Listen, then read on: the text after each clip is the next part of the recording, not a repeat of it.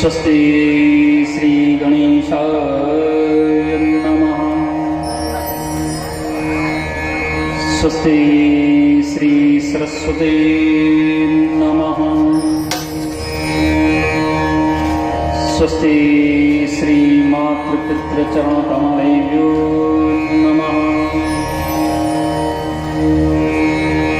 स्वस्ति श्री गुरुचरणकमलेभ्यो नमः। स्वस्ति श्री हनुमते नमः। स्वस्ति श्री रामानुजाय नमः। स्वस्ति श्री शिशुअनंताय नमः। स्वस्ति श्री गौमातरेभ्यो नमः।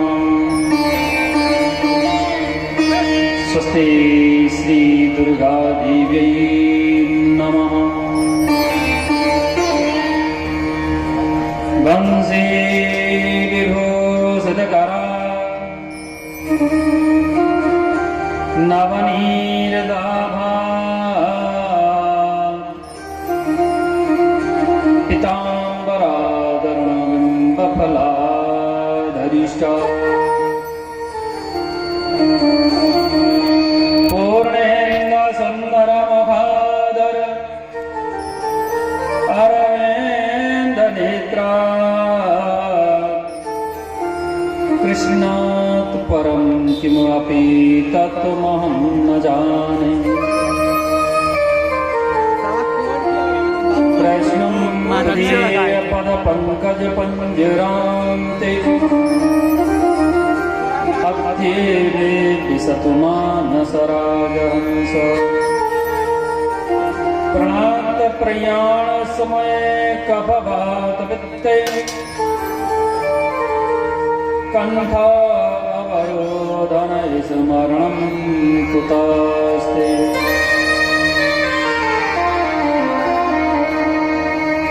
वराहपीडं नटवरवपु कर्णयो कर्णिकार बिभ्रतभास कनककपिसंभेजयन्ति च मालाम्। रन्दारवेणोरधरसुधया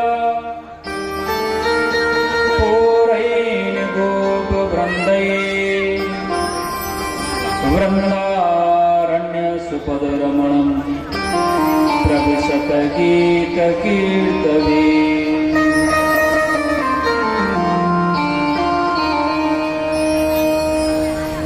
नारायणं नमस्कृत्यं नरं चैव नरोत्तमम्।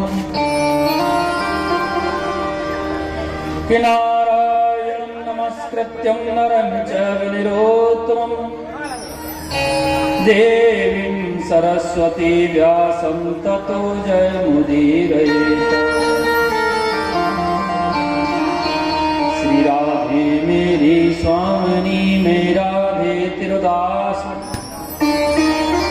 जन्म जनन मोय दीजियो श्री वृंदावन को वास।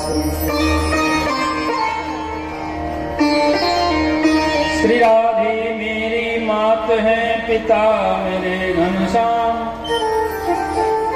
इन दोनों के चरण में मेरा बारंबार प्रणाम। जय जय राधा रमण प्रभु जय जय नवल किशोर जय गोपी चित चोर प्रभु जय जय माखन चोर।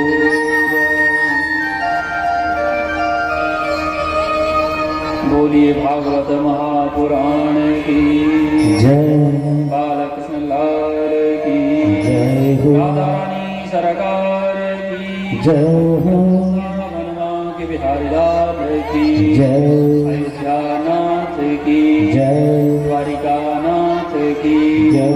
जगन्नाथ की जय। काशी विश्वनाथ की जय। गौ माता की जय। वीर बजरंगबली की जय। दुर्गा मैया की जय। अपने अपने गुरु महाराज की जय। माता पिता की जय। जय जय श्री राधे जय जय श्री राधे जय जय श्री राधे।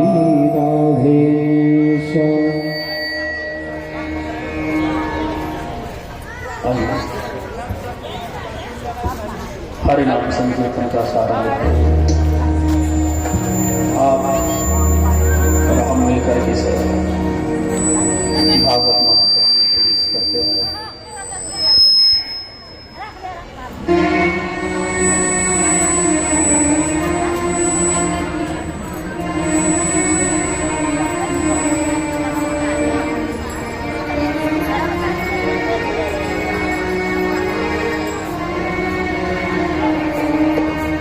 हरे राम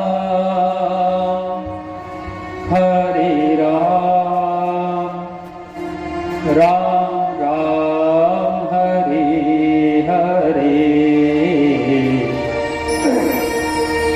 हरे कृष्ण कृष्ण कृष्ण हरे हरे हरे राम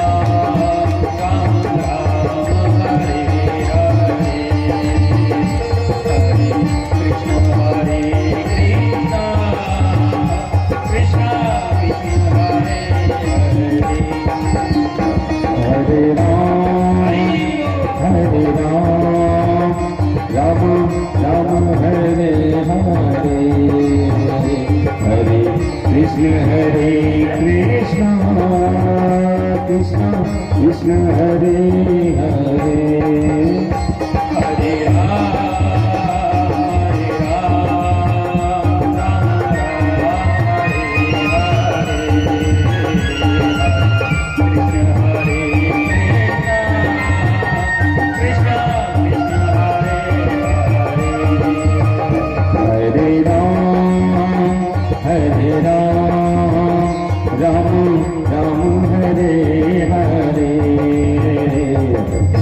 कृष्ण हरे कृष्ण कृष्ण कृष्ण हरे हरे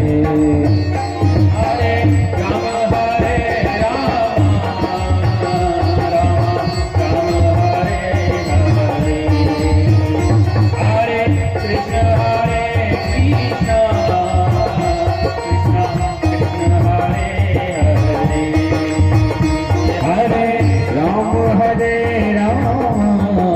राम राम हरे हरे हरे कृष्ण कृष्ण कृष्ण कृष्ण हरे हरे हरे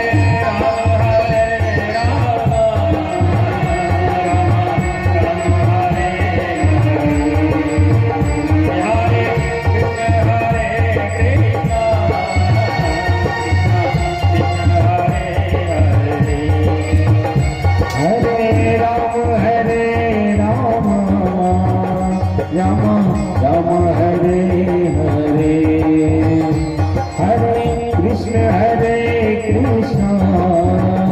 कृष्ण कृष्ण हरे हरे हरे राम हरे हरे हरे राम राम राम हरे हरे हरे कृष्ण कृष्ण कृष्ण कृष्ण हरे हरे हरे राम राम हरे हरे हरे कृष्ण कृष्ण कृष्ण कृष्ण हरे हरे हरे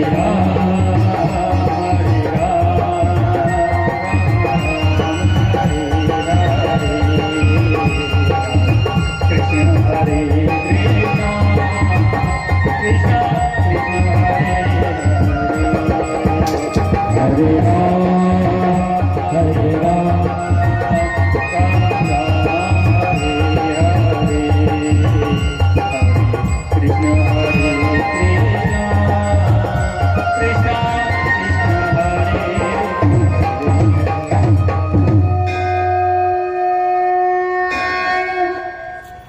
बोलिए भक्तवत्सल भगवान की जय हो। आइए परम मंगल में प्राप्त रखलेश्वर अकारण करुणा करुणालय भक्त वांछित कल्पतरु श्री तड़ध्यत विनिंदित पीताम्बरधारी भगवान बालकृष्ण लाल की वंग में प्रतिमूर्ति श्रीमद् भागवत महापुराण दत्त चित्त से श्री राधा माधव के चरण कमल का स्मरण करते हुए आप मिलकर के इस महा यज्ञ श्रीमद् भागवत महापुराण में प्रवेश करते हैं।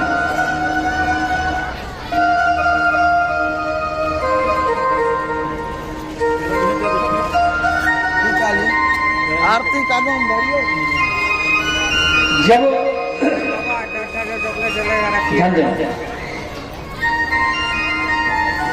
रजत परीक्षित को श्रृंगी ऋषि श्राप दे दिए। श्रृंगी ऋषि जमुना के किनारे में बैठे हैं तो अनेक अनेक ऋषि महात्मा साधु संत इकट्ठे हुए, लेकिन कोई इस बात का निर्णय नहीं कर पाया। ध्यान देने वाला बात है, राजा परीक्षित बहुत बड़ा पुण्यात्मा है। उसके राज्य में किसी घर में दरवाजा नहीं होता था। संपूर्ण पृथ्वी एक क्षेत्र उसका राज्य था। उसका राज्य इतना सुचारू था कि गौ माता के स्तन से अपने आप दूध निकलता था। ये भागवत महापुराण कहती है इस वक्त।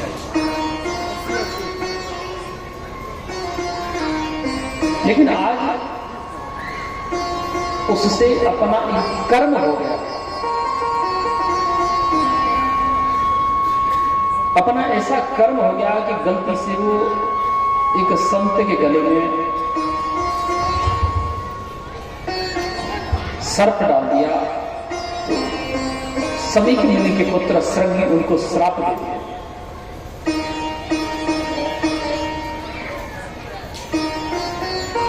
पाप कौन सा सबसे बड़ा होता है? कौन सा पाप है जो सबसे बड़ा है?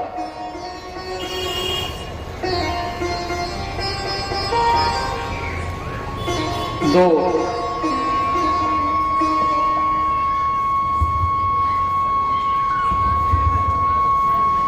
शिष्य थे, एक गुरुजी के दो शिष्य थे। तो वो शिष्य गुरुजी से मिलने के लिए जा रहा है, धन धन।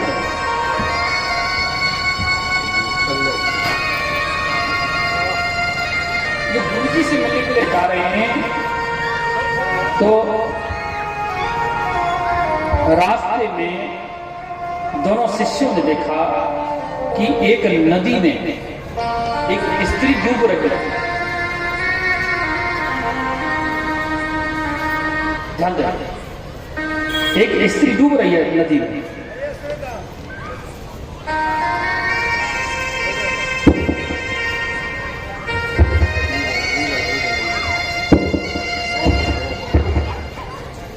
स्त्री डूब रही है। अब दोनों मित्र देख रहे हैं कि स्त्री को बचाना चाहिए कि नहीं। ध्यान दें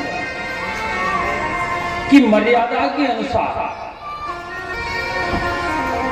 जब विद्यार्थी शिक्षा अध्ययन में होता है तो किसी भी स्त्री को स्पर्श करना महापाप कहलाता है, शास्त्र के अनुसार। तो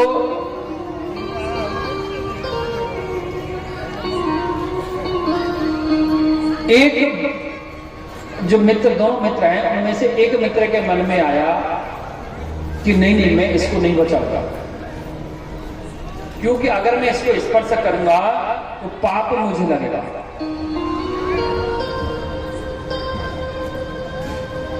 पाप लगेगा।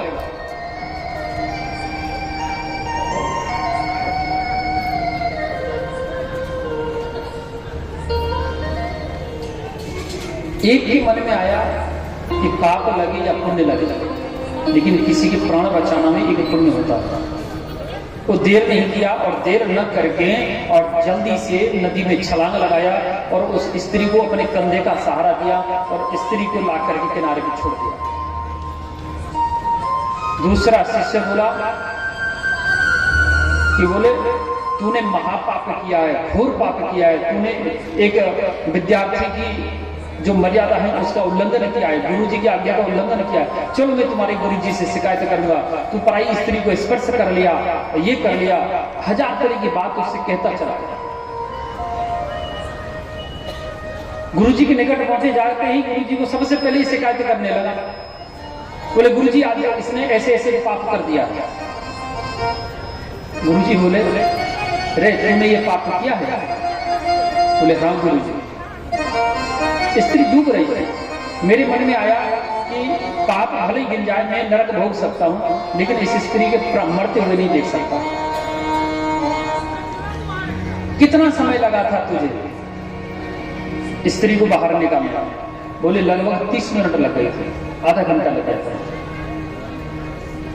अच्छा, और तुम दोनों को नदी से लेकर के यहां आश्रम तक आने में कितना घंटा लगा? बोले 6 घंटा। तो बोले मूर्ख, वो तो आधा घंटे पाप किया कि एक स्त्री को नदी से बाहर तक निकाला, लेकिन तू तो पिछले 6 घंटे से पाप करते चला जा रहा है। 6 घंटे से उसी बात को अपने कंधे पे लाद के लाया। गुरु जी से कहूंगा, गुरु जी से कहूंगा, वो स्त्री अभी भी तेरे कंधे पे विराजमान है।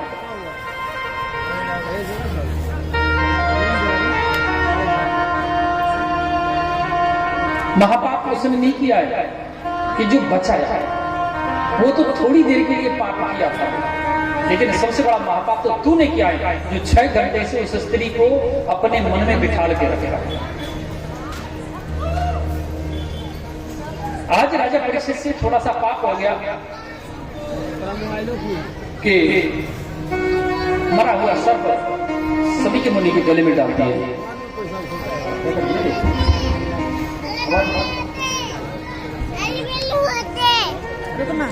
सभी के मुनि के गले में सर्प डाल दिया।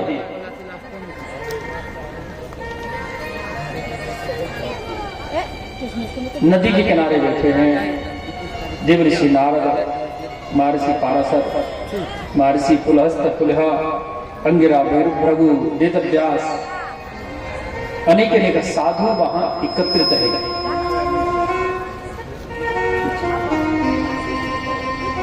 अनेक अनेक साधु वहां एकत्रित है, लेकिन कोई निर्णय नहीं कर सका कि राजा परीक्षित को किस प्रकार से मुक्त किया जाए।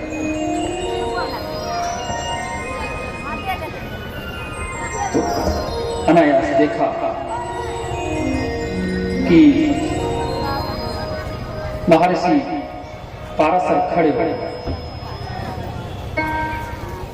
महर्षि पाराशर खड़े हुए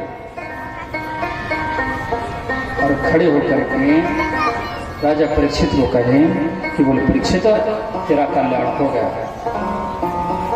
बोले कैसे गुरु जी?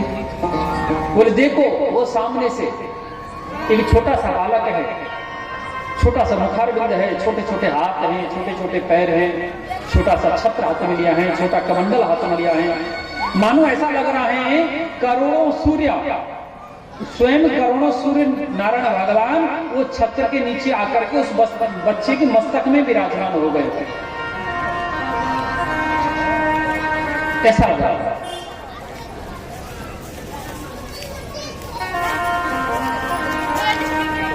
बोले वो कौन है?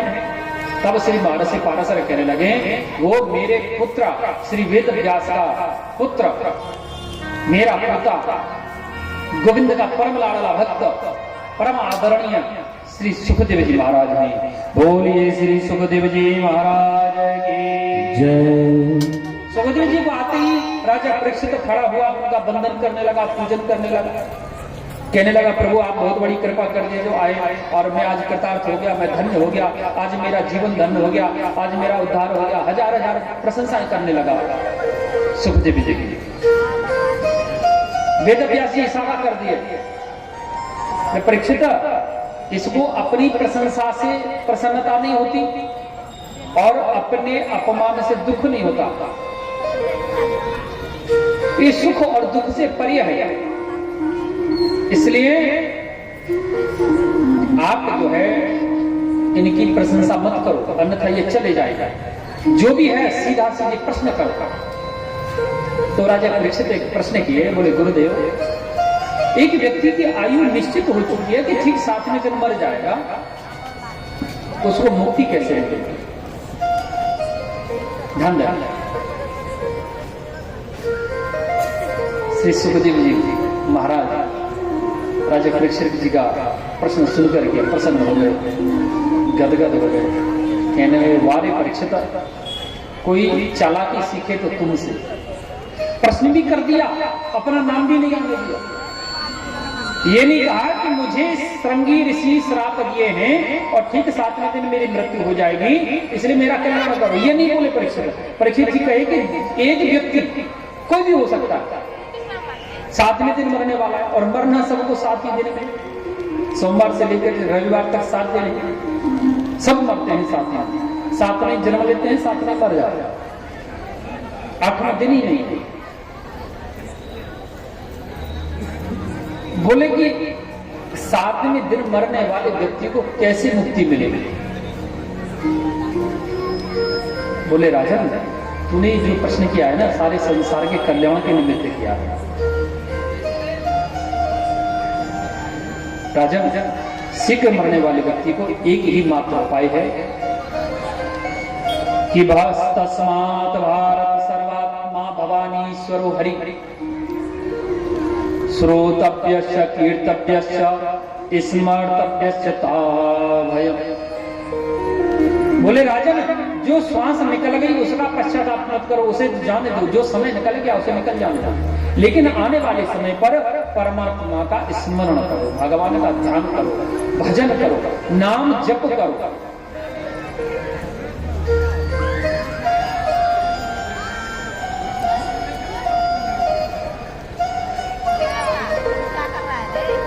एक व्यक्ति भी प्रेमानंद जी महाराज जी के पास गए वृंदावन, तो आदरणीय प्रेमानंद जी महाराज जी के पास जाके बोला कि महाराज जी मैं एक नशा करता हूं, वो कैसे छूटेगा? मेरी पत्नी राधा नाम जाप करती है, मैं भी करता लेकिन वो नशीले पदार्थ के कारण मैं नहीं कर पाता। बोले नशा करो, कोई दिक्कत नहीं, कोई कष्ट नहीं, लेकिन नाम जाप अवश्य हो। कितनी बार करते हैं दिन में? बोले 8 से 10 बार। बोले ठीक है, मैं आप छोड़ने का संकल्प मत करना। जब आप ये दिमाग में रखिएगा कि मेरा नशा छोड़ूंगा तब भजन करूंगा, तो कभी नहीं हो सकता। आप भजन करो, आप भजन करो, राधा राधा बोलो। आज 8 बार 10 बार खाते हैं, कल 9 बार खाना, राधा राधा बोलो। फिर 2-4 दिन बाद फिर 8 बार खाना, फिर 7 बार खाना, फिर 6 बार, धीरे धीरे करके छूट जाएगा, अपने से छूट जाएगा। छोड़ने की चेष्टा मत करो, राधा नाम जाप करो, अपने ऐसे छूट जाएगा। कि श्वास श्वास पर कृष्ण भज, वृथा श्वास मत खोए, ना जाने या श्वास को अब आवन होए कि न हो। राजन, जो श्वास निकल गई उसे निकल जाने दो, लेकिन जो आने वाली श्वास है उस पर गोविंद का नाम स्मरण करो तो कल्याण हो जाएगा।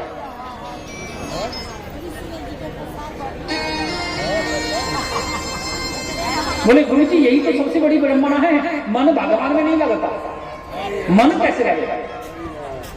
ध्यान देना, बहुत अच्छा है।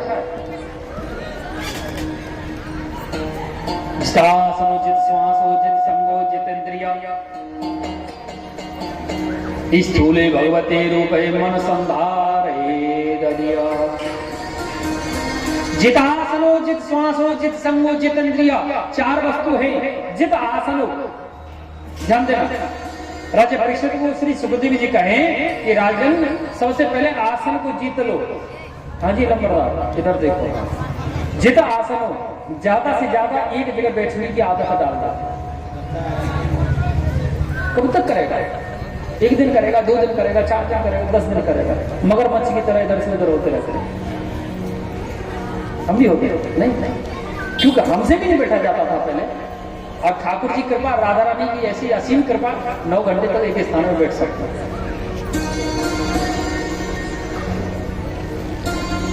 जित आसनो, जब हम आसन को जीत लें, जित आसनो जित श्वासो, प्रातः काल उठ करके ब्रह्मरंध्र की शुद्धि कर लेना, अनुलोम विलोम कपाल भारती करना,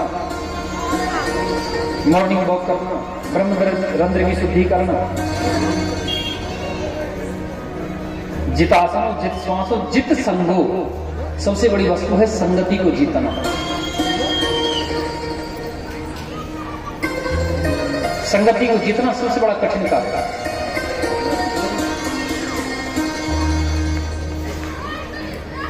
पहले ज्यादा से ज्यादा एक स्थान पर एक आसन में बैठने की आदत डालो, फिर ब्रह्मरंध्र की शुद्धि कर लो, फिर जो है संगति को जीतो। जैसी संगति करोगे ना वैसा ही आपका मन बुद्धि चित्त हो जाएगा। मदिरा की दुकान में बैठ जाना, गिलास में दूध भर के पीना चालू कर देना, कहने वाला क्या कहेगा? तो देखो दारू पी रहा है, उसे क्या पता है उसमें दूध भरा है।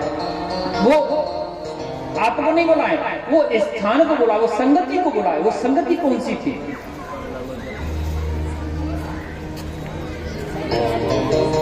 ध्यान देना। एक बहुत बड़े अच्छे पैसा वाले व्यक्ति थे लाला जी। उनकी पत्नी मर गई, स्वर्गवास हो गया। उनके बेटा पुत्र वधू पोता पोती इत्यादि विदेश से आए। माता जी का अंतिम संस्कार हुआ, समय निकला ब्रह्म भोज इत्यादि होने के बाद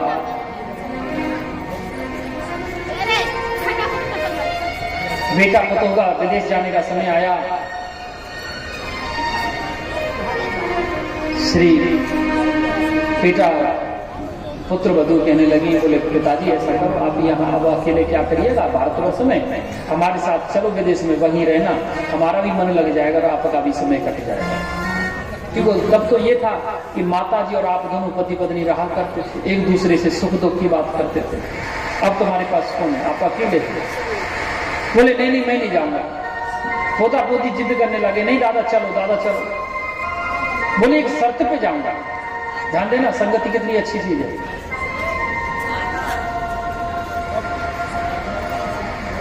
अच्छा, बोले कि एक शर्त है मेरी कि मैं 5 महीने विदेश में तुम्हारे साथ रहूंगा और 1 महीने के लिए अपनी जन्मभूमि में आऊंगा। बोले शर्त मंजूर। यही हुआ, 5 महीना व्यतीत हुआ। 5 महीने बाद 1 महीने के लिए लाला जी अपने भारतवर्ष में घूमने के लिए आए, अपने गांव में। लेकिन उनको आदत थी, बहुत विचित्र आदत थी। एक, सुबह प्रातःकाल 5 बजे उठ जाना, 4 बजे उठ जाना, बिस्तर त्याग देना और हाथ में छड़ी ले लेना और टहलने के लिए निकल जाना। उनका नित्य नियम था। सोने का चश्मा, सोने की घड़ी, सोने की छड़ी, सोने के बेल्ट, सोना चांदी भरा हुआ है उनके शरीर में। अच्छा धनाढ्य व्यक्ति थे। चलते घोर जंगल जैसे आ गया, एक जंगल का क्षेत्र आया, वहां एक वृक्ष है। वृक्ष के ऊपर में एक तोता बैठा है, सुक बैठा है, और वो तोता लाला जी को देखते ही चिल्लाने लग गया, आ गया, पकड़ लो, मार दो, काट लो, लूट लो, आ गया, पकड़ लो, लूट लो। वो सुख की आवाज सुनकर के झाड़ियों से लुटेरे लोग निकल के आए, बल्लम फरसा तलवार दिखा करके लाला जी से सब कुछ छुड़ा दिया। लाला जी बड़ा दुखी हो गए, मेरा तो सब कुछ छूट गया, लेकिन जान बच गई, इतना बहुत है।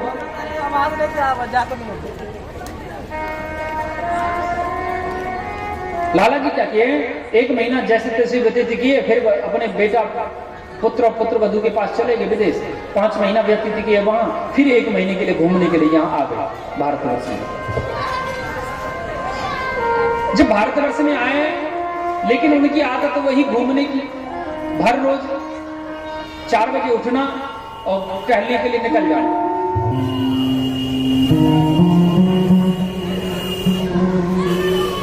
अब लाला जी ने मन बना लिया कि पिछली बार इस रास्ते पे गया था तो वहां मुझे लूट लिया गया था, इस रास्ते पे नहीं जाऊंगा, इस पे लुटेरे रहते, दूसरे रास्ते पे चल दिया। जब दूसरे रास्ते में गए तो घोर जंगल आ गया। वहां जंगल में एक बट वृक्ष है, वो बट वृक्ष के ऊपर में एक सुक बैठा है, एक छोटा सा कुटिया भी वहां बनी हुई है, आश्रम बना हुआ है। वहां सुक लाला जी को देखते ही चिल्लाने लग गया, आइए, स्वागतम अतिथि देव भव, आइए। लाला जी का मन प्रसन्न हो गया। साधु निकल के आए, साधु ने आसन दिया, बैठाया, जल ग्रहण कराया, बाल भोग कराया। लाला जी बड़ा प्रसन्न हो रहे। लाला जी बोले कि देखो महाराज जी कितना संस्कारी सुख है, देखते ही स्वागत किया है, अभिनंदन किया है। और आज से 5 महीने पहले में एक सुख देखा था, बड़ा दुष्ट था। अरे मुझे देखते चिल्लाने लग गया, आ गया, पकड़ लो, मार दो, लूट लो, काट लो, आ गया। उसने मुझे लुटवा दिया था, और लेकिन ये कितना संस्कारी है। वही सुख कहने लगा, बोले लाला जी मैं वही सुख हूं जो आज से 5 महीने पहले आपको लुटवाया था। बोले कैसे नहीं, पुत्र आप वो नहीं हो सकते, वो तो बड़ा दुष्ट था, आप कितनी संस्कारी हैं।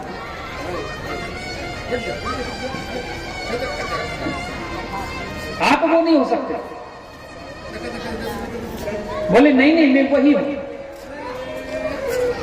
मैं वही हूं। बोले आप कैसे हो सकते हो? बोले इसलिए हो सकता हूं कि पहले मैं लुटेरों की, चोर डाकुओं की संगति करता था, तो मेरी अपनी स्थिति, मनोवृत्ति लुटेरी डकैती डालने वाली बन गई। और आज मैं साधुओं का, संतों का संग करता हूं, तो मेरा मन बुद्धि चित्त भी संत स्वभाव का हो गया है। तभी तो तुलसीदास जी महाराज रामचरितमानस में लिखे थे कि बिनु सतसंग विवेक न होई, बिनु सतसंग विवेक न होई, बिनु सत्संग विवेक न होई, बिनु सतसंग विवेक न होई, बिनु सत्संग विवेक न होई, राम कृपा बिन सुलभ न सोई, राम कृपा बिनु सुलभ न सोई, राम कृपा बिन सुलभ न सोई, धर्म कृपा बिनु सुलभ न सोई, श्री राम जय राम जय जय राम, श्री राम जय राम जय जय राम, श्री राम जय राम जय जय राम, श्री राम जय राम जय जय राम। बिना संत की संगति के हमारी सद्बुद्धि जागृत नहीं हो सकती। लेकिन हमारे पास इतना टाइम नहीं है जो संत की संगति करें। हम संत के पास तो तब जाते हैं जब हमें जरूरत पड़ती है कि महाराज जी मेरी पिताऊ बड़ी चिटिया पकड़ पकड़ के मारती है? बेटा रोटी नहीं देता है, बेटा अपमानित करता है। प्रत्येक माँ बाप की इच्छा होती है मेरे घर में राम और सीता का जन्म हो, लेकिन भैया पहले कौशल्या और दशरथ तो बन जाओ। तुम तो बने बैठे हो कि कई राम क्या फिर मेरे घर में जन्म लेगा?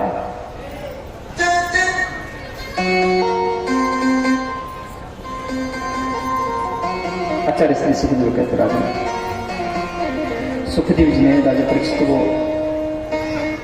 सृष्टि वर्णन का विस्तार समझाया।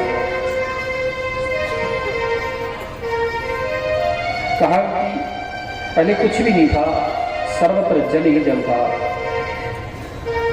जल में एक बच्चा है, बट के पत्ते पर लेटा हुआ है। बटस्य पत्र से पटे से बाल मुकुंद मनसा स्मरण, बट की पत्ती पे सेन कर रहे भगवान बाल मुकुंद। उनके मन में एक प्रश्न आया कि क्यों न एक अयन बनाओ। अयन माने मकान, अयन माने मकान। अपने लिए उन्होंने एक मकान बनाया। संस्कृत में अयन कहते हैं, हिंदी में मकान कहते हैं, घर कहते हैं। तो कहां बनाया अयन? नार में।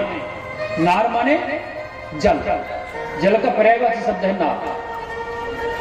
नार में अयन बनाया, यानी जल में घर बनाया। नार में अयन बनाने के कारण उनका नाम पड़ा नारायण।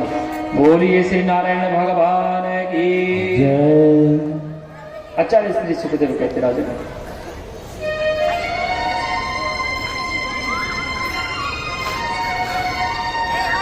नारायण भगवान के मन में एक उत्कंठा उत्पन्न हुई, मैं क्यों ना एक से दो हो जाऊं। तो वो एक से दो हुए।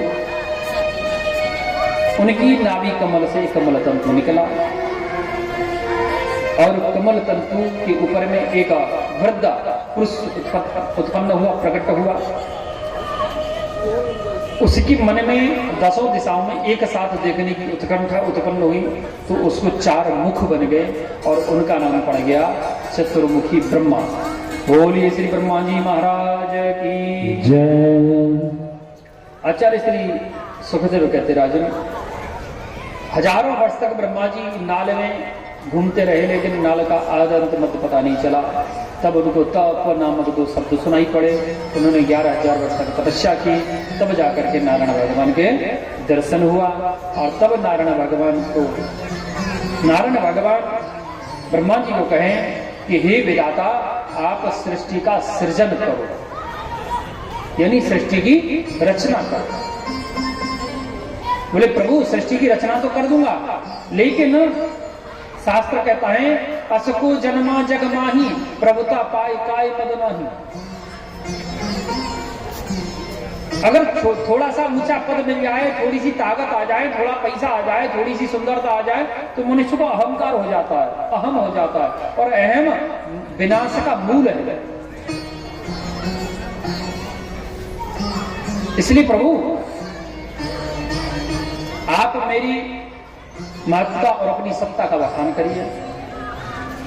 तब भगवान कहे यथा महांत भूतानि भूतेषु चावचिस्वं प्रविष्टानि तथा तेषु तसाव्यम्। बोले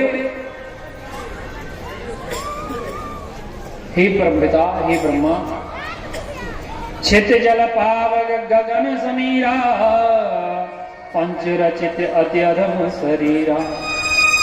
मैं सारी सृष्टि से अलग हूं, और सारी सृष्टि से अलग होते हुए भी सारी सृष्टि के अंदर समाहित हूं, कण कण में निवास करता हूं।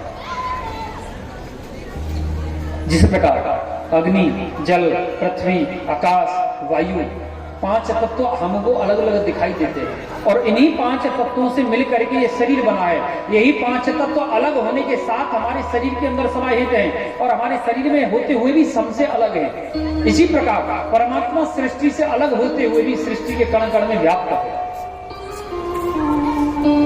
अभी आप एक कटोरा में दूध ले लीजिएगा, अब आपको वो सिर्फ दूध दिखाई देगा, लेकिन दूध के अंदर आपको दही, और दही के अंदर मक्खन, मक्खन के अंदर घी, वो दिखाई नहीं देगा। हम उसके तत्व को नहीं पहचानेंगे तब तक हमको घी दिखाई नहीं देगा। और जब हम अपने तत्व को पहचान जाएंगे, ये दूध नहीं है, इस दूध के कण कण में घी व्याप्त है, घी विद्यमान है, तब हमें घी की प्राप्ति होगी।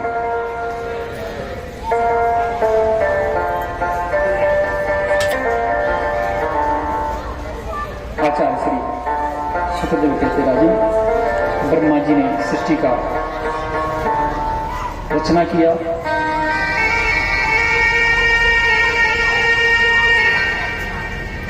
सृष्टि की रचना की सुखदेव जी ने राजा परीक्षित को जय विजय का प्रसंग सुनाया, वराह अवतार की कथा को विस्तार से श्रवण कराया। बोली श्री वराह भगवान की जय हो। ब्रह्मा जी ने एक पुत्र को और उत्पन्न किया, जिसका नाम पड़ा कर्दम ऋषि। कर्दम का विवाह माता देवहूति के साथ हुआ। देवहूति की गर्भ से भगवान कपिल का प्रकट हुआ। बोलिए श्री कपिल भगवान की जय। कपिल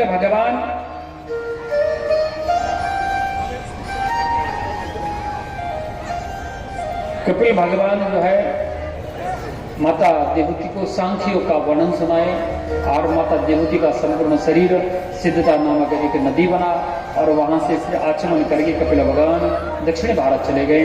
वहां जाकर के पश्चिम बंगाल में समुद्र किनारे, जहां गंगा मैया समुद्र से मिलन करती है, तो वहां जाकर के आश्रम बनाए और निवास करने लगे।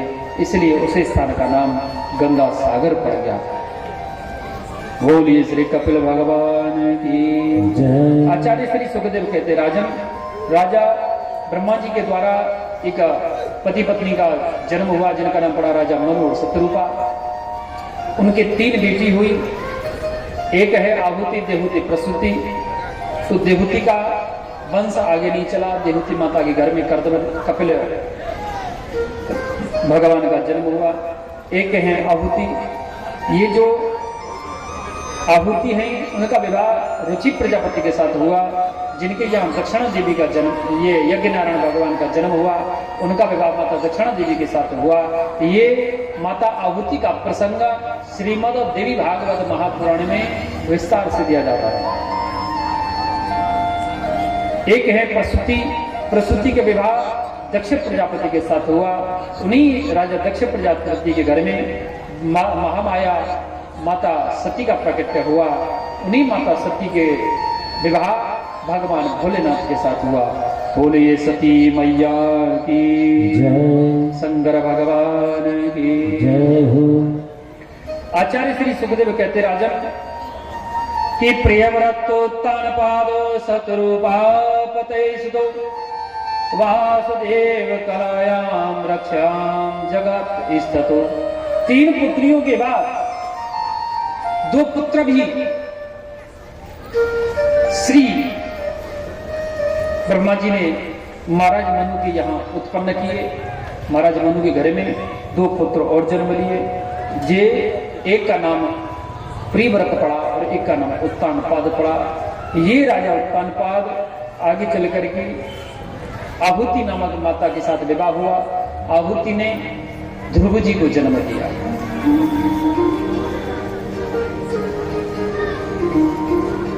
आचार्य श्री सुखदेव कहते राजन ध्रुव जी का जब जन्म हुआ तो ध्रुव हैं, ध्रुव के पुत्र हैं उत्कल, उत्कल के पुत्र हैं अंग, अंग के पुत्र हैं बैन, बैन के पुत्र हैं राजा पृथु, पृथु के पुत्र हैं महाराज अंतर्ध्यान, अंतर्ध्यान के पुत्र हबीरध्यान, हबीरध्यान के पुत्र है राजा प्राचीनवली।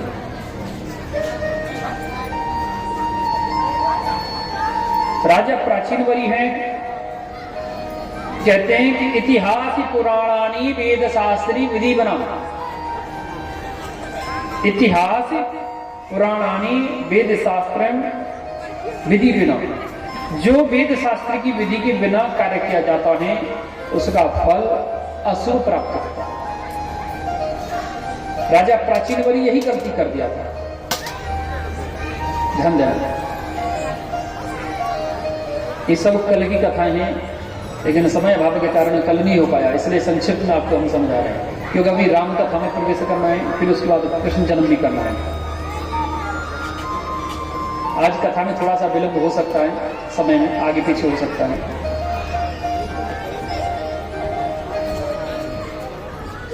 विधि शास्त्र वेद शास्त्राणी विधि विधान,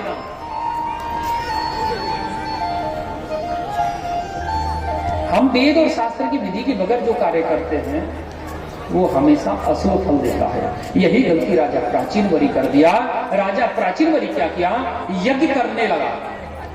1 2 4 10 20 50 100 यज्ञ नहीं, उसने 98 यज्ञ कर दिए। 99वां यज्ञ चल रहा है और प्रत्येक यज्ञ में लाख लाख भैंसा, लाख लाख खसी, लाख लाख ऊंट घोड़ा अश्व ये बलि चढ़ाने लगा। बलि चढ़ाया, एक दिन देवर्षि नारद आए। नारद जी को देख करके राजा प्राचीनवली प्रसन्न हुआ, स्वागत किया। आइए गुरुदेव, आइए आइए, बहुत बड़ा मैं धन्य हो गया, मेरा यज्ञ सफल हो गए। देखो मैंने 98 यज्ञ कर दिए, 99 यज्ञ चल रहा है, अब मैं यज्ञ नहीं करूंगा, क्योंकि शास्त्र कहता है कि जो व्यक्ति 100 यज्ञ कर लेता है निश्चित ही वो जो है इंद्र बन जाता है। इसलिए मुझे इंद्रासन की लालसा नहीं है, मुझे मात्र जो है अपने पुण्य की आवश्यकता है। नारद जी हंसने लगे। अरे बोले मूर्ख प्राचीनवली, अपना मुख उठा करके आकाश को देखो। जैसे ही प्राचीनवली मुख उठा करके आकाश की तरफ देखने लगा, तभी जो है देखा कि जितना भी अश्व, भैंसा, बैल, ऊंट, खसी इत्यादि, बकरा इत्यादि बलि चढ़ाया, सब उसको मुंह खोल करके अपना अपना मुंह फाड़ रखे हैं और उसे खाने के लिए दौड़ रहे हैं। राजा प्राचीनवली भयभीत हो गया। बोले गुरुजी ये क्या है? बोले जिसको तू बलि चढ़ाया है वो सब तुझसे अपना बदला ले लेंगे। ध्यान देना, सब लोग अपना बदला लेंगे आपसे। बोले क्यों? अरे मैंने तो शास्त्र में लिखा है, शास्त्र में पढ़ा है कि पशुन्ना आलवेदा। बोले यही तो हमारी गलती है, हम पढ़ते कुछ है, उसका अर्थ कुछ और निकाल लेते हैं। अर्थ प्रश्न को पढ़ लो, प्रश्न के अंदर ही उसका उत्तर छुपा हुआ होता है, उसका उत्तर प्रश्न के अंदर ही छुपा होता है। यहां लिखा हुआ है पशुन्ना आलवेदा, पशु न माने नहीं, आलवेद माने बलि, पशु को बलि मत चढ़ाओ। कहां लिखा है कि पशु आलवेदा?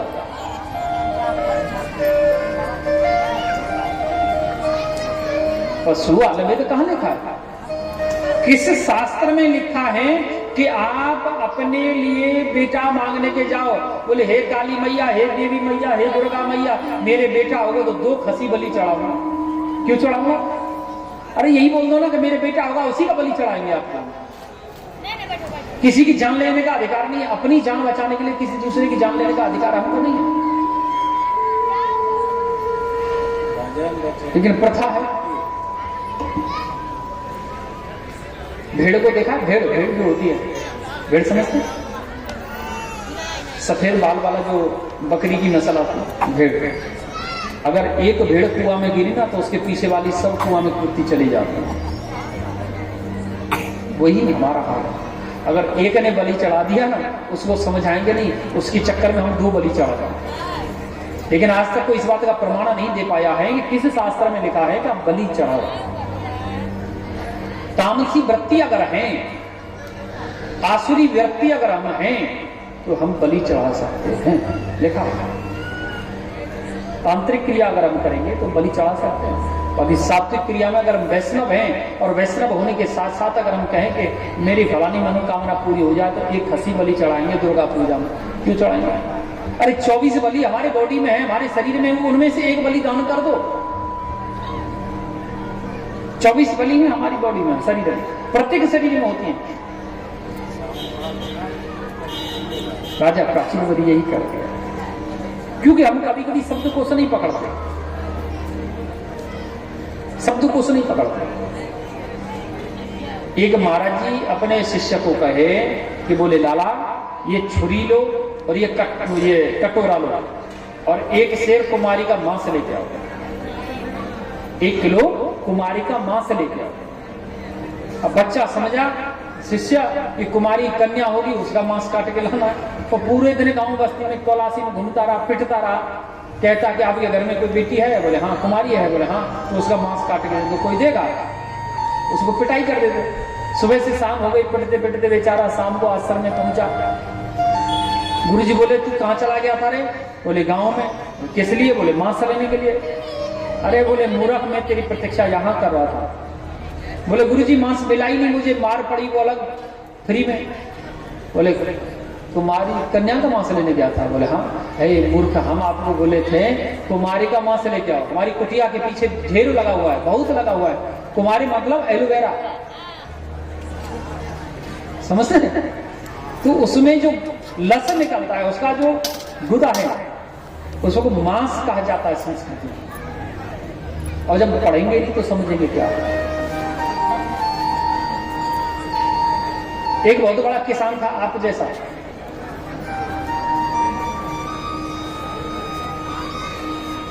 तो किसान को एक आदत थी कि जब उसकी पत्नी कभी चावल भात जब बनाती थी, चावल से माण जो निकलता है, पानी जो निकलता है, वो पानी गर्म सुसुम पानी में, गर्म पानी में नमक डाल के पीता था। उसको लाभ होता था, उसको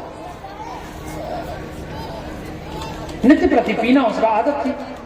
एक दिन उसकी पत्नी ने माण निकाला, कठौती में रख दिया, अपने बेटा को कहीं, बोले बेटा जल्दी चले जाओ और पिताजी को बोल दो कि माण निकल गया, पी ले, अन्यथा ठंडा हो जाएगा, शीतल हो जाएगा। अब बच्चे ने देखा कि मेरे पिताजी के पास 50 आदमी ग्रामीण बैठा हुआ है, अब इनके सामने कैसे कहूं मैं जा करके कि पिताजी आप माण पी लो, अन्यथा ठंडा हो जाएगा। और गांव वाले क्या कहेंगे? बोले भात तो खाता है लेकिन इसके साथ माण भी पी जाता है, वो भी नहीं छोड़ता है। तो बच्चा क्या है, शब्दकोश बदल दिया। बच्चे ने जाके बोला, बोले पिताजी? बोले हाँ, धानुपुर से माढ़ू राम जी आए हैं, कठवतिया घाट पर बैठे हुए हैं, जल्दी चल करके मिल लो, अन्यथा शीतलपुर चले जाएंगे। और समझ गया, समझा, उठा, अंदर गया, पिया, मुंह साफ करके फिर आ गया बाहर। आचार्य श्री सुखदेव कहते राजन, जहां नारद जी ने जो है प्राचीन वरी को पुरंजन उपाख्यान श्रवण कराया, सुखदेव जी कहने लगे, हे राजन, श्री सूत जी कहने लगे कि हे ऋषियों, श्री सुखदेव जी ने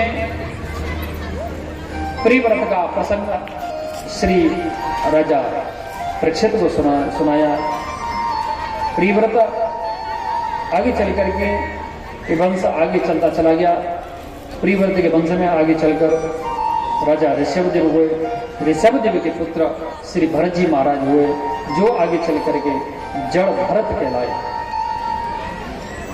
जड़ भरत के नाम से प्रसिद्ध हुए। बोलिए श्री जड़ भरत जी महाराज की जय।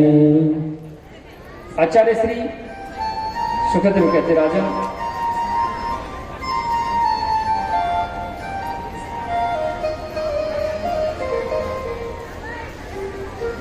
देवताओं में और असुरों में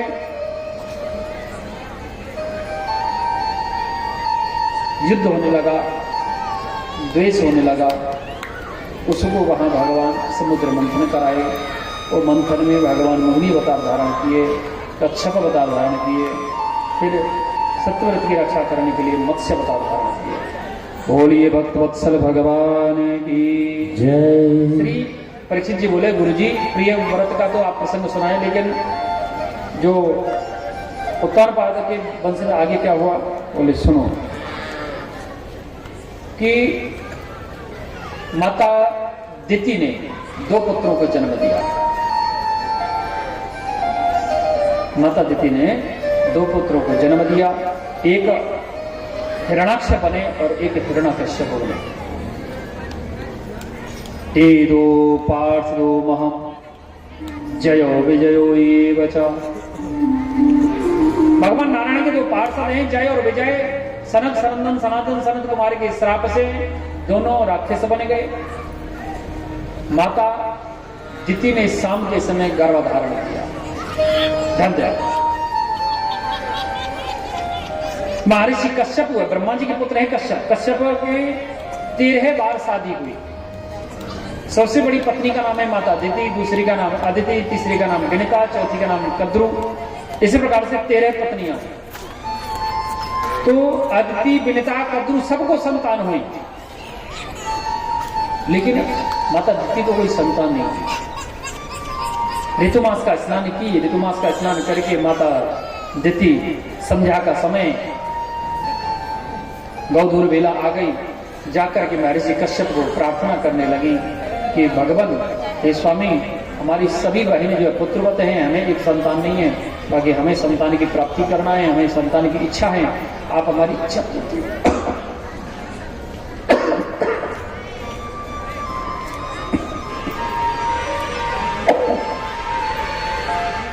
आप हमारी इच्छा पूर्ति करो। तो माता दिति की दुराग्रह के आगे महर्षि कश्यप झुक गए, उनकी मनोकामना पूर्ति करनी पड़ी, जिससे उनका संध्या बंधन नष्ट हो गया। महर्षि कश्यप क्रोध में आ गए, वे दुष्ट स्त्री, तूने अपने सुख के लिए मेरी संध्या को नष्ट कर दिया, इसलिए जाओ, मैं आपको श्राप देता हूं कि आपको पुत्र होंगे 2, लेकिन दोनों राक्षस होंगे। जय विजय सनकादि के श्राप के कारण माता दिति के गर्भ में आकर के पलने लगे। दोनों ने जन्म लिया। एक का नाम हिरणाक्ष पड़ा, जो बराह भगवान उसका उद्धार किए। एक का नाम हिरण्यकश्यप पड़ा। कल प्रहलाद चरित्र आप नहीं सुने थे। तो महर्षि कश्यप हैं, कश्यप के पुत्र हैं हिरण्यकश्यप, हिरण्यकश्यप के पुत्र है प्रहलाद। मनुष्य को अगर भक्ति करना है, प्रहलाद जी की जैसी करो। कहते मोह भरोसा होना चाहिए। विश्वासु फलदायक। विश्वास करो कि मेरा परमात्मा पांडाल में उपस्थित है तो है। अगर हमें भरोसा ही नहीं है कि परमात्मा होगा भी कि नहीं होगा, तो निश्चित वो होगा नहीं। अरे मीराबाई ने जहर का प्याला भरोसा करके विश्वास करके पिया, अमृत बन गया। जूनागढ़ में नरसिंह भक्त ने विश्वास कर लिया कि मेरी बेटी रामा का भात भरेगा। कौन है? बोले भतैया है। बोले कौन है? बोले मेरा सामलिया सेठ। तो सामलिया सेठ बन करके गए। प्रहलाद जी को भरोसा है कि मेरा परमात्मा अवश्य उत्पन्न होगा। हिरण्यकश्यप ब्रह्मा जी से वरदान प्राप्त करके आया, तपस्या किया, घोर तपस्या किया, वरदान प्राप्त किया। प्रहलाद जी अपने दैत्य गुरु शुक्राचार्य के आश्रम में पढ़ते।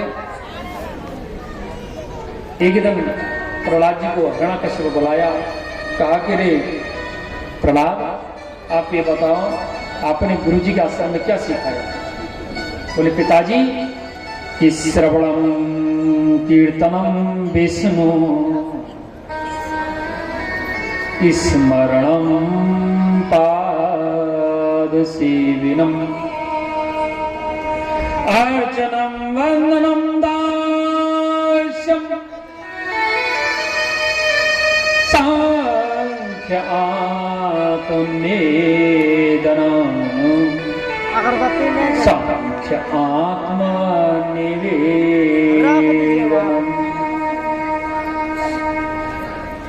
बोले हे पिताजी, हमें नारायण भगवान को स्मरण करना चाहिए। मन कर्म वचन वाणी से हमेशा नारायण भगवान का भक्त बन के रहना चाहिए, तो हमारा कल्याण हो जाएगा। उठा करके प्रहलाद को पीक दिया, पटक दिया, क्रोध में आ गया हिरण्यकश्यप। अरे तू मेरे दुश्मन का, मेरे बैरी का, मेरे भाई के हत्यारे का नाम लेता है। कभी तो उनको हाथी के नीचे कुचलता, कभी पहाड़ी से गिराता, कभी लोहे के गर्म खम्मा से चिपकाता, कभी तेल की कढ़ाई में गिराता। लेकिन जाकोरा के साइया मार सके नहीं कोई, बाल न बांको कर सके जो जग बेरी हो। जिसका रखवाला स्वयं गोविंद है, नारायण है, उसका कोई कुछ बिगाड़ सकता है? कभी नहीं कोई बिगाड़ सकता है। एक दिन प्रहलाद जी को उनके शिष्यों ने घेर लिया, मित्र लोगों ने घेर लिया। बोले भैया प्रहलाद, एक बात बताओ कि तुम भी उसी आश्रम में पढ़ते हैं, हम भी उसी आश्रम में पढ़ते हैं। हमारे गुरु जी दैत्य गुरु शुक्राचार्य हमें भी पढ़ाते हैं, आपको भी पढ़ाते हैं। हमारे गुरुपुत्र संड अमर्क हमें भी पढ़ाते हैं, आपको भी पढ़ाते हैं। लेकिन आप इतने विद्वान क्यों हैं, हम इतने मूर्ख क्यों हैं? बोले मेरे गुरु ये नहीं है, मेरे गुरु हैं देवर्षि नारद। जब मेरे पिता महाराज जो हैं तपस्या करने के लिए हिमालय में चले गए, तब इंद्र मेरी माता कद्रु को उठा करके ले गया मारने के लिए। मैं उनके गर्भ में था, तब नारद जी ने मेरी माता को बचाया, और फिर मेरी माता को बचाया तो अपने आश्रम में ले गए नारद जी। वहां मेरा जन्म हुआ, मुझे जो संस्कार मिले, मुझे जो ज्ञान मिला, मेरे गुरु श्री नारद जी से मिला। गुरु सीखे अंध बधिर कर लेखा, एक न सुनहि एक नहीं देखा। ये संड अमर्क, एक अंधा है एक बहरा है, ये मेरे गुरु जी नहीं है। मेरे गुरु जी तो हैं देवर्षि नारद। बोले अच्छा ये बताओ परमात्मा में मन कैसे लगता है? बोले भगवान को स्मरण करते रहो, लगे रहो किनारे से, कभी तो बाहर आएगी। धीरे धीरे परमात्मा को याद करते रहो, परमात्मा का भजन करते रहो, अपने आप मन लग जाएगा।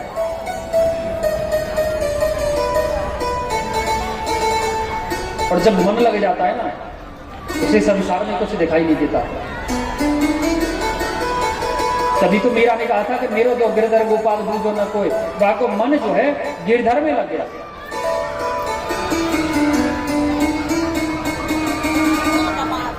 संत रईदास महाराज चमड़ा का काम करते हैं।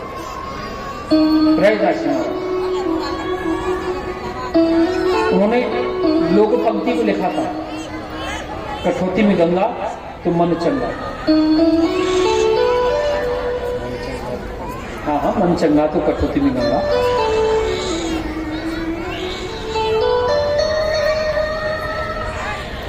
जो कोई भी उनके पास जूता चप्पल चरण पादुका ठीक कराने के लिए आता तो वो क्या कहते पता है, कभी ग्राहक जो आता था दुकान में उसका मुंह नहीं ताकते थे, मुंह नहीं देखते थे, उसका चरण देखते थे। आइए आइए बांकी बिहारी जी, क्या सेवा करूं बताइए, आदेश करिए। ग्राहक कहता, बोले रविदास जी मेरा चरण पादुका फट गया, ये सही कर दो। सिलाई करते थे बेचारे।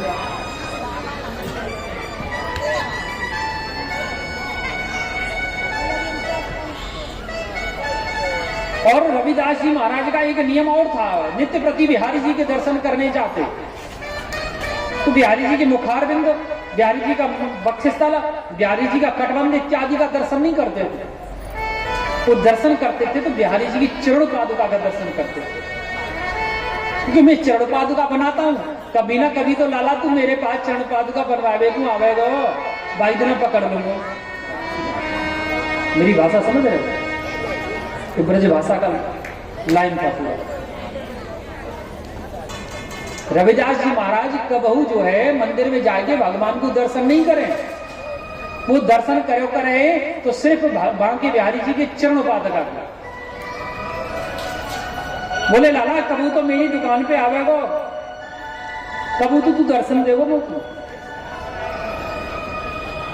एक दिन जो आज जो है रविदास जी महाराज बिहारी जी को दर्शन करके गए, दुकान पे बैठे और कुछ देर बाद जो चरण पादुका बिहारी जी पहने हुए हैं वही चरण पादुका का पैर और रविदास स्वामी के सामने आगे दुकान पे आके रख दिया। कहने लगा वो व्यक्ति कि रविदास मेरी चरण पादुका फट गई है, थोड़ा ठीक करो। रविदास जी बोले आइए बिहारी जी, आइए आइए मैं सेवा करूंगा। अब रविदास वो समय तो निकाल दिए, जब ध्यान देकर के वो चरण पादुका देखे तो पहचान गए कि ये तो आज मैं सुबह बिहारी जी के चरणों में देख करके आया हूं, तो हो न हो यही बिहारी जी। चरण पकड़ लिए, बोले लाला बहुत प्रतीक्षा कराई है रहते ने, और याद आई तो इतने समय के बाद रविदास को दर्शन देने चले आए। इतना जब रविदास बोले तो चरण को छुड़ा करके बांके बिहारी जी भाग गए। बोले वृंदावन बांके बिहारी लाल की जय। रविदास जी रोने लगे, कहने लगे कि चरण छुड़ा के जात हो निर्बल जान के मोय, हृदय छुड़ाई की जाओगे तो मर्द गिनूंगो तो, मर्द गिनूंगो तो। बोले लाला चरणों को छुड़ा के भाग गए हो, क्योंकि मैं कमजोर में बूढ़ा हूं, पकड़ नहीं सकूं, लेकिन मेरे हृदय से अपने आप को निकाल के देखा तब तो जिन्हें मर्दों में गिनती होऊंगा, अन्यथा तू कायर। मन जब लग जाता है ना, संसार में कुछ दिखाई नहीं देता। एक मौलवी जी महाराज, ध्यान दे, एक मौलवी जी महाराज, छोटा सकरा रास्ता था, बहुत छोटा रास्ता था, उसमें से एक आदमी ही निकल पाएगा, इतना छोटा रास्ता था जंगल में। शाम का 4 बजने वाला है, वो अपने भगवान के अजाम देने के लिए तैयार हुए। मौलवी जी जो एक कपड़ा बिछाते हैं, वो लोग जब अपने खुदा की इनायत करते हैं, खुदा की अजाम देते हैं तो कपड़ा बिछाते हैं। उस कपड़े का नाम मुसल्ला है, मुसल्ला बोला जाता है। वो बिछाए और नमाज अदा करने के लिए बैठे। जो भी अपने उर्दू अल्फाज में परमात्मा को प्रार्थना की, एक कन्या वह उसी रास्ते से दौड़ती जा रही है। बार बार वो घड़ी देखती, अरे 4 बज गए, मेरा प्रेमी से मिलने का समय हो गया। अगर मैं समय पर अपने प्रेमी के पास युक्त स्थान पर नहीं पहुंची, निश्चित स्थान पर अगर नहीं पहुंची, तो मेरा प्रेमी नाराज हो जाएगा, मुझसे गुस्सा हो जाएगा, क्रोध हो जाएगा, चला जाएगा। वो उसका ध्यान सीधा है, उसका ध्यान अपने प्रेमी में लगा, कितनी जल्दी दौड़ करके जाऊंगा। दौड़ लगा दी वो कन्या, और मौलवी जी उसी रास्ते में नमाज पढ़ रहे हैं। वो गलती से कन्या दौड़ती हुई उसके मुसल्ला पर पैर रखती हुई चली गई, क्योंकि रास्ता था नहीं, उसे पता नहीं था, क्यों उसको ध्यान नहीं था कि उसके चरण के नीचे घास है, कांटा है, पत्थर है, ईंटा है, कपड़ा है, क्या है, उसको अंदाजा नहीं था, क्योंकि उसका ध्यान वहां नहीं था। उसकी शरीर था लेकिन ध्यान नहीं था, ध्यान उसका अपने प्रेमी में था, मन अपने प्रेमी में लगा हुआ। मौलवी जी को बड़ा क्रोध आया, अरे ये क्या करेगा। लौट कर कुछ देर बाद वो कन्या आई, मौलवी जी वहीं क्रोध में भर करके बैठे हुए थे, बंदूक बन गई। उस लड़की को बुलाया, ए लड़की इधर आओ, आप अंधी हो गई हैं, पागल हैं, मूर्ख हैं, तुम्हें दिखाई नहीं देता। बोले बाबा क्या हो गया, आप ऐसे अपशब्द क्यों धारण कर रहे हैं, ऐसे क्यों बोल रहे हैं।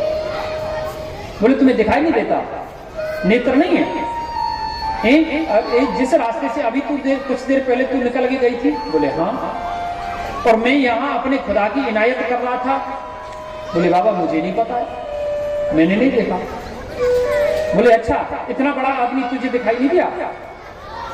मैं अपने खुदा की इनायत कर रहा था और तू मेरे भजन करते हुए मेरे भजन में विघ्न डाल करके गई। तू मेरे कपड़ा के ऊपर में, मेरी चादर के ऊपर में पैर रख करके गई, तुझे दिखाई नहीं दिया। वो कन्या अचंभित हो गई। बोले बाबा एक बात कहूं। बोले कहो।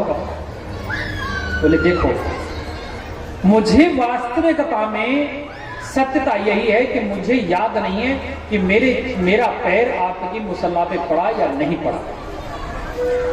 क्यों? क्योंकि मैं याद उसको पड़ेगा जिसके पास मन होगा, और मन उस समय मेरे पास नहीं था। मेरा मन मेरे प्रेमी में था,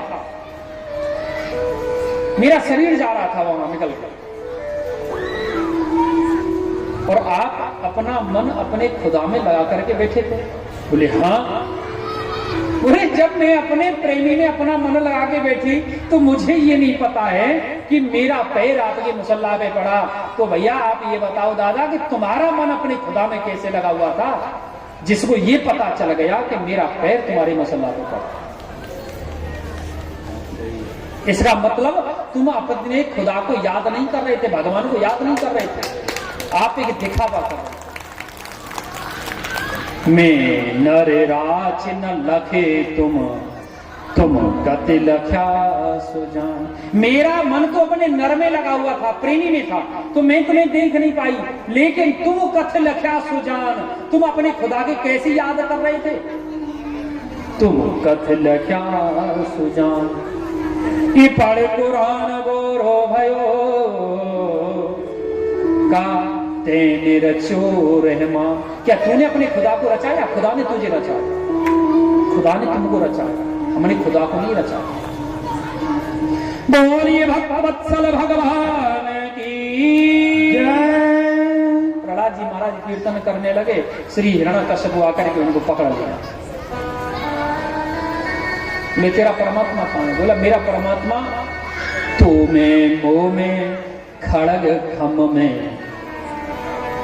बास कियो रघुराई। अरे पिताजी मुझ में, तुम में, खड़ा खम में, सबके अंदर है ये मेरा परमात्मा। बोले खम के अंदर? बोले हाँ है। इतने कह करके हिरण्यकश्यप अपनी खड़ग निकाला, खम्मा के ऊपर में प्रहार किया, खम्मा तड़ तड़ से टूट गया। एक विकराल भयंकर ध्वनि के साथ एक आकृति पैदा हो गई। बोलिए भक्तवत्सल भगवान की जय हो। वो आकृति देखा, वो आकृति है, आधा नर है आधा सिंह है, इसलिए उसका नाम पड़ा नरसिंह। बोलिए श्री नरसिंह भगवान की जय हो। नरसिंह भगवान का प्रकट हुआ। नरसिंह भगवान हिरण्यकश्यप को पकड़ करके और अपनी जंघा पे डाल दिए। कहे हिरण्यकश्यप कहने लगा कि तुम मुझे नहीं मार सकते। बोले क्यों? बोले मैंने ब्रह्मा जी से वरदान प्राप्त किया है कि मैं 12 महीने में न मरूं, 27 नक्षत्र में न मरूं, दिन में मरूं न रात में मरूं, घर के बाहर मरूं न भीतर मरूं, जमीन से पृथ्वी से ऊपर मरूं न नीचे मरूं, अस्त्र से मरूं न शस्त्र से मरूं। बोले ठीक है, ये बता, ये 12वां महीना नहीं है, ये अधिक का महीना है जिसको मलमास कहा जाता है। तेरे लिए बनाया हूं मैं 13वां महीना अलग से। हाँ, अब तो निकल गया बेटा सावन का महीना, अब अगली बार आएगा जब तुझे बताएगा। हाँ, ना घर के बाहर है ना घर के अंदर है। दूर देख दरवाजे में, आधा घर के अंदर है आधा घर के बाहर है, न ऊपर है न नीचे है, तू मेरी जगह के ऊपर में है, न पृथ्वी पर है न आकाश में, न देख सुबह है न शाम है, ये दोनों समय मिल रहे हैं। इधर रात्रि उदय हो रही है और दिन अस्त हो रहा है, और देख मेरे पास ना कोई अस्त्र है ना शस्त्र है। कह करके नरसिंह भगवान अपना नाखून जो है उसके पेट में गाड़े और उसके अंदर ही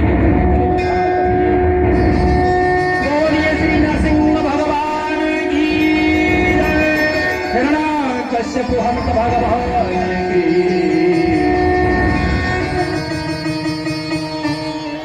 हिरण्यकश्यप का अंत हुआ। श्री प्रहलाद जी को वरदान दिए, भगवान नरसिंह वहां से प्रस्थान किए। आचार्य श्री सुखदेव कहते राजन,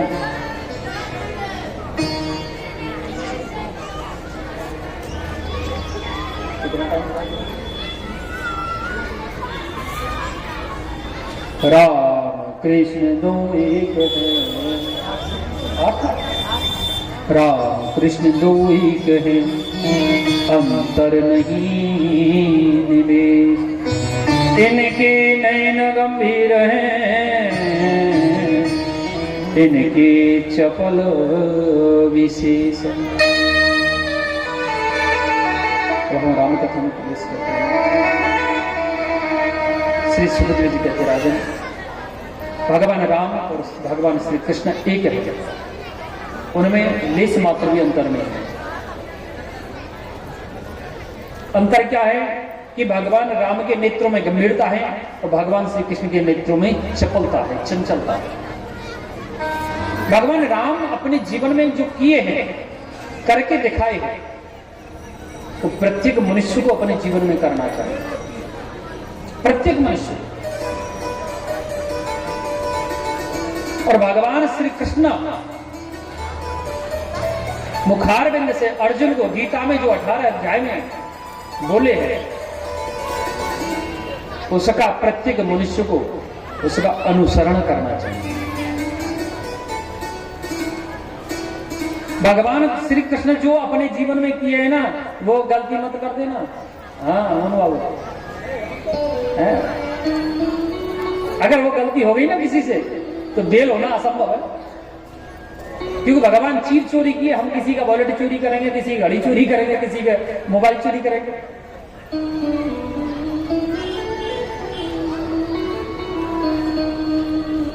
रामचरितमानस एक ऐसा पावन ग्रंथ है, अगर जिस घर में उसका पाठ नित्य प्रति पाठ कम से कम 5 दोहा होते चले जाए ना, उस घर के बेटी बेटा बहू, बेटा बेटी पोता पोती बहू बूढ़ा जवान वृद्ध सबके अंदर संस्कार उत्पन्न होगा, सबके अंदर संस्कार उत्पन्न होगा। रामायण का प्रत्येक श्लोक, प्रत्येक चौपाई, प्रत्येक सोरठा, प्रत्येक दोहा, प्रत्येक छंद, प्रत्येक सवैया हमारे जीवन से संबंध रखता है, हमारे जीवन से संबंध रखता है।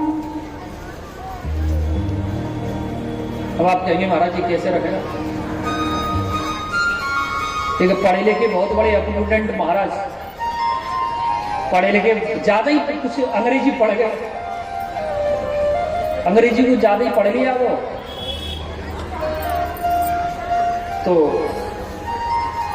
समय के अनुसार उनका विवाह भी हुआ। पत्नी देवी को लेकर ये कहीं घूमने के लिए जा रहे थे, स्टेशन पर बैठे, ट्रेन के आने में थोड़ा टाइम बहुत था, वही 1-1.5 घंटा बाकी था। ध्यान देना, रामायण पढ़ने के कितने लाभ हैं।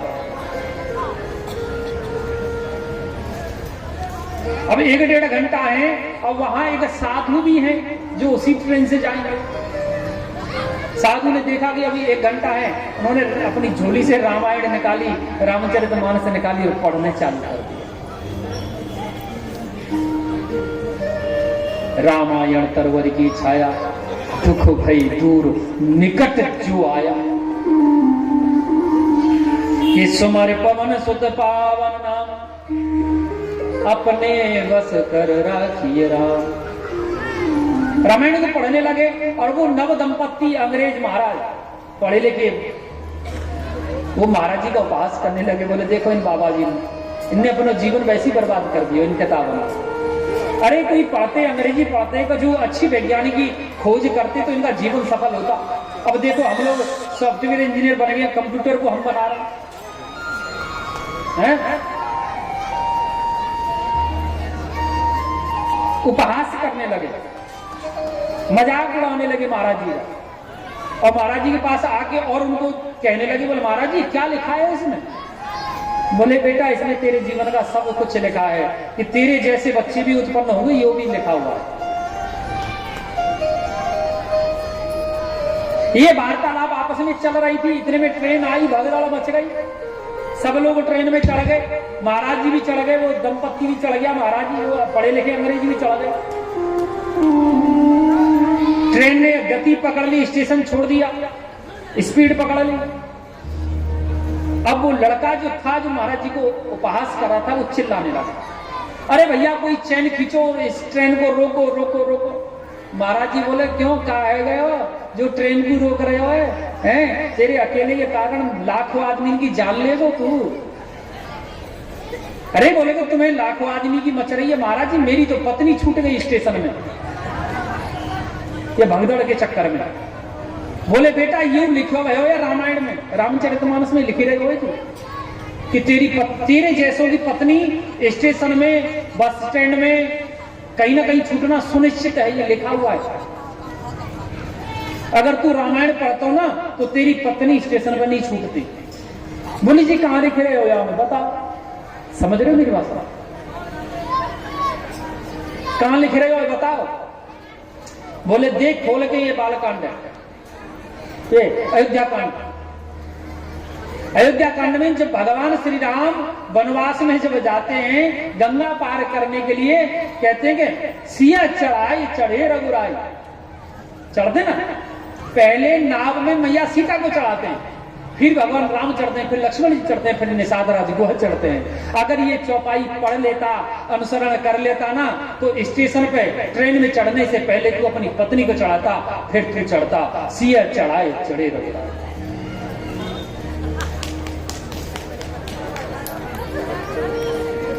यही तो कारण है, हम लोग पढ़ते हैं।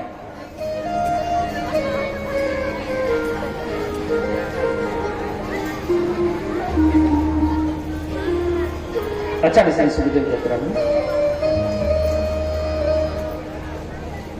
रामायण त्याग का, समर्पण का ग्रंथ है। समर्पण का ग्रंथ, इसका प्रत्येक पात्र अपनी अपनी जगह पर अपनी सिद्धता प्रकट करता है।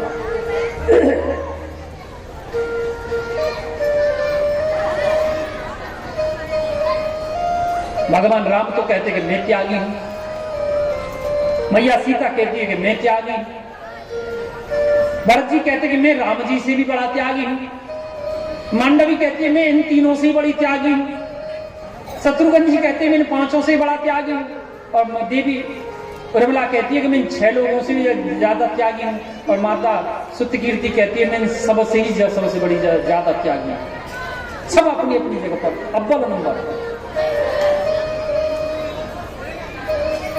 माता उर्मिला ने लक्ष्मण जी को त्याग दिया।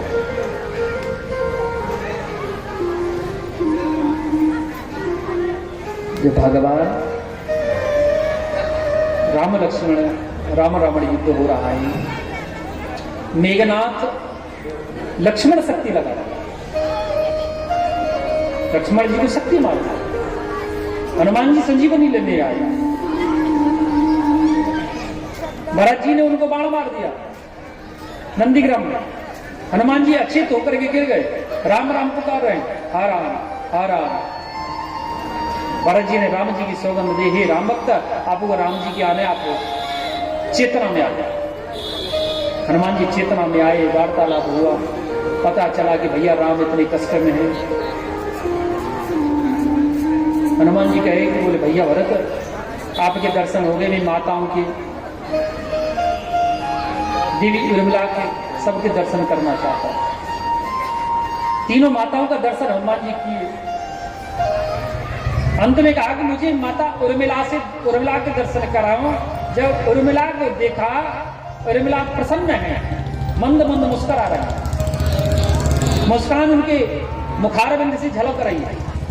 हनुमान जी कहे कि देवी आपके पति को शक्ति लग गई है, अगर सूर्य उदय हो जाएगा तो उनके प्राण चले जाएंगे। माता उर्मिला कहने लगी हनुमान आप चिंता मत करो, आप चाहो तो 2-4-10 दिन अयोध्या जी में निवास कर सकते हो। सूर्य नारायण के अंदर इतनी सामर्थ्य नहीं है जो रघुकुल का सूर्य अस्त कर दे।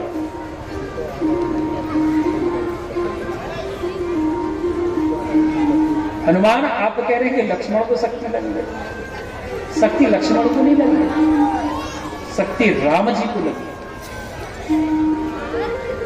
तुम ये कैसी छोटी बात कर रही हो? बोले नहीं हम सही कह रहे हैं। अच्छा ये बताओ लक्ष्मण जी को शक्ति लगा है? बोले हाँ। लक्ष्मण जी कर क्या रहे हैं? बोले भैया राम की गोदी में सिर रख करके सोए हैं। तो आप ये बताओ हनुमान जी, जिसको शक्ति लगेगी क्या वो सोएगा? वो तो रोएगा। जब लक्ष्मण सो रहे हैं तो रो कौन रहा है? बोले राम जी। बोले शक्ति तो राम को लगी है, इसीलिए राम जी रो रहे हैं, क्योंकि लक्ष्मण के रोम में राम है। जिस रोम में बाण लगा वो राम को जाकर के लगाए, लक्ष्मण को जाकर के नहीं लगा।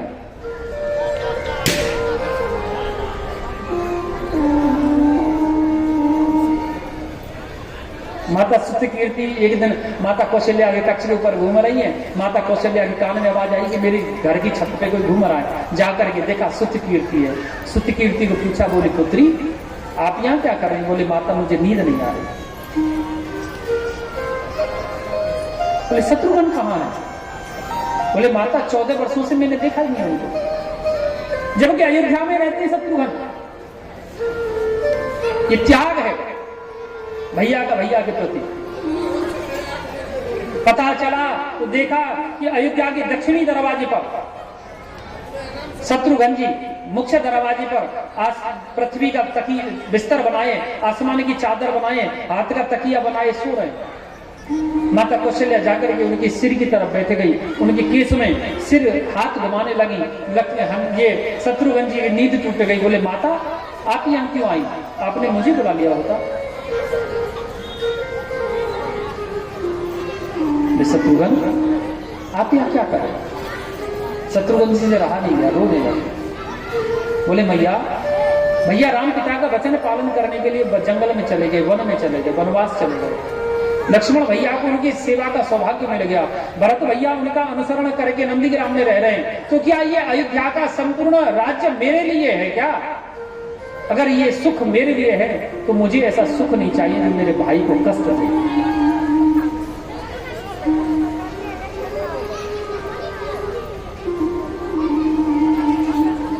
आचार्य श्री सुखदेव कहते राजा नारायण भगवान है, नारायण भगवान के पुत्र है ब्रह्मा, ब्रह्मा के पुत्र है मरीचि, मरीचि के पुत्र हैं कश्यप, कश्यप के पुत्र हैं विवस्वान के पुत्र हैं विवस्वत मनु।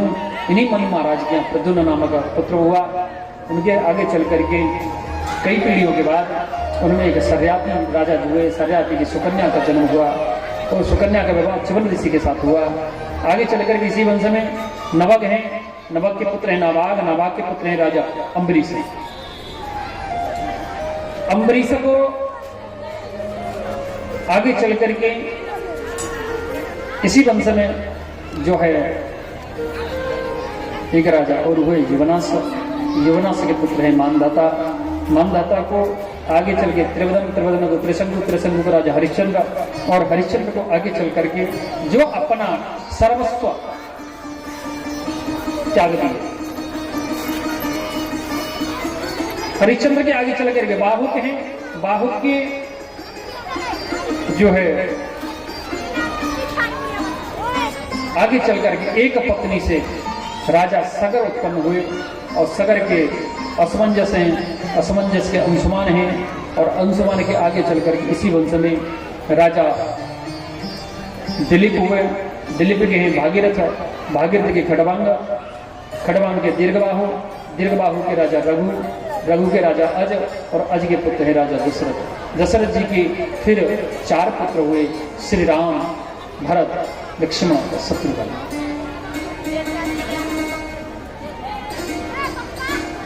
आचार्य से इसको जो कहते राजा।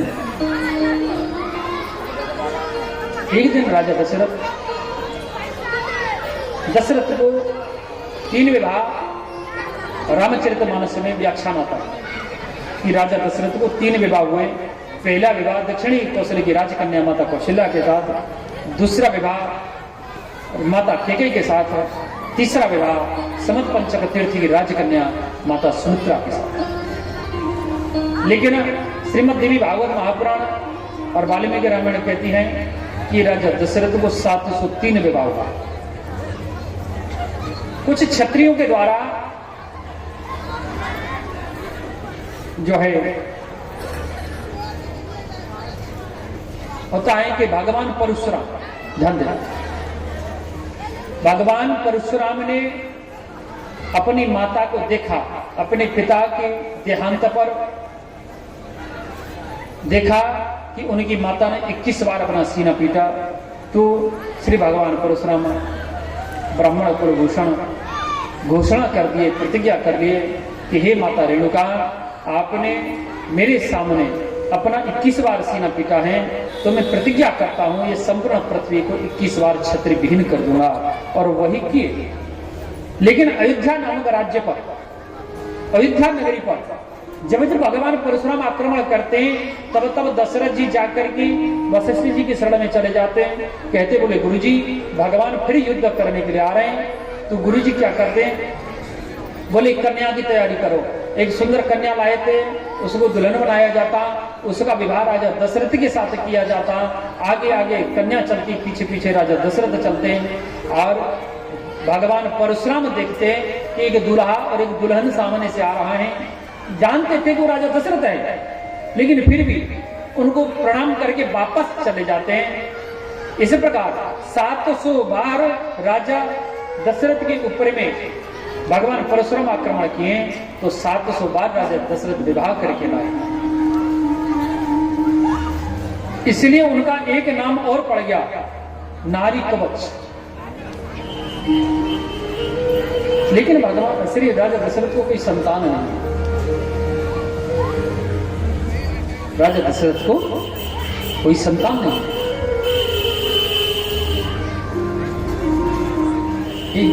राजा दशरथ का एक आदत था कि वो नित्य प्रति अपने गुरुजी के दर्शन करने के लिए गुरु आश्रम में जाते। तो जब गुरु आश्रम में जाते वहीं से गुरु माता को भी दर्शन करते। जब गुरु माता अरुंधति के पास दर्शन करने के लिए जाते तब श्री माता अरुंधति देखती कि राजा दशरथ की मति मारी गई है, इसको चौथा पर आ गया, लेकिन ये अभी तक इसको संतान नहीं है।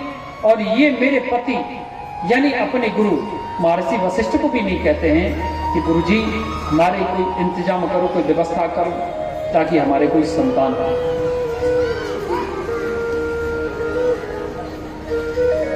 अब माता अरुंधति कैसे कहे राजा दशरथ को कि आप अपनी संतान का उपाय करवाओ अपने गुरु जी से। तब श्री माता क्या करती, जब जब राजा दशरथ उनको दर्शन करने के लिए आते हैं तभी माता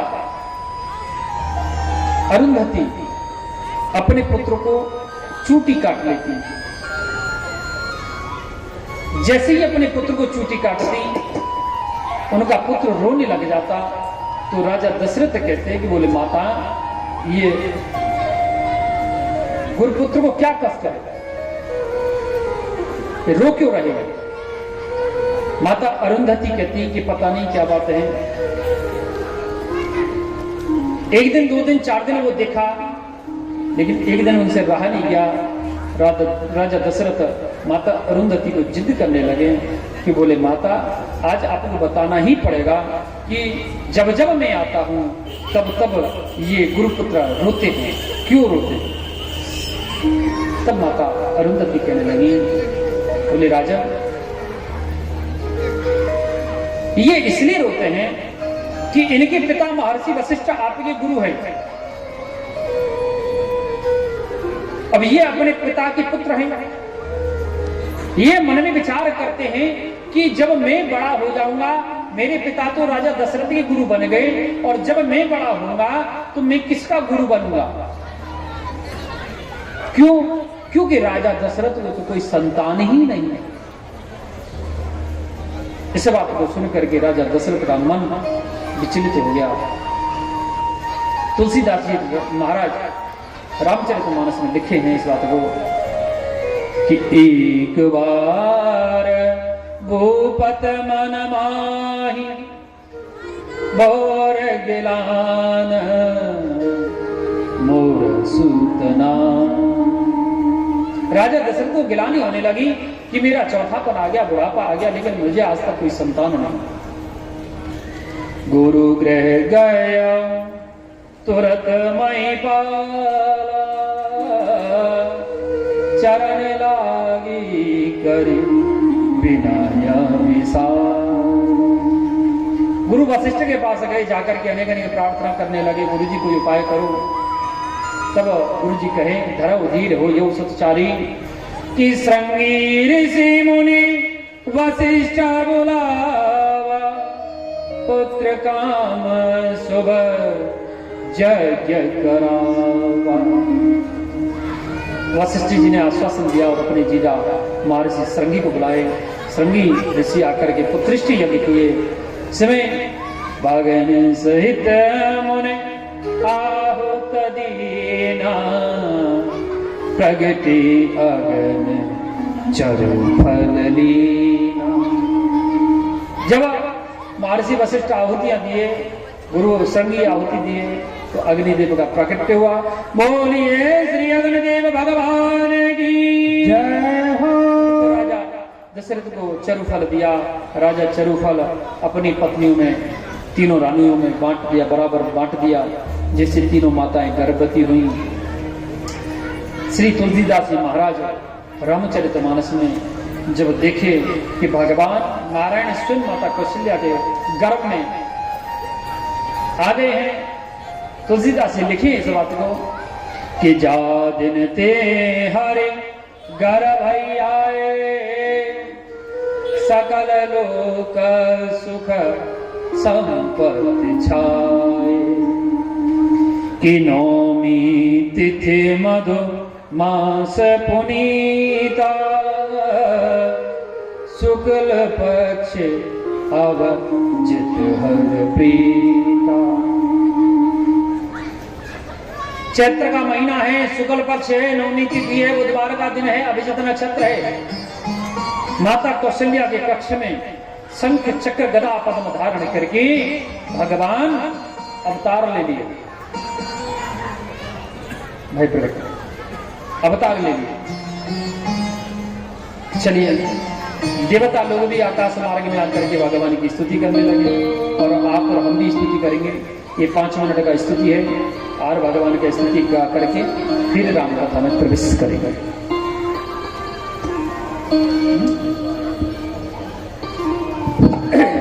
भाई प्रगट कृपाला दीन दयाला कौशल्या हितकारी हर्षित महतारी मुने मनिहारी अद्भुत रूप भूषण वनमाला लोचन अभिरामा तनुगन श्यामा निज आयुध भुजचारी भूषण वनमाला नैन विशाला शोभा सिंधु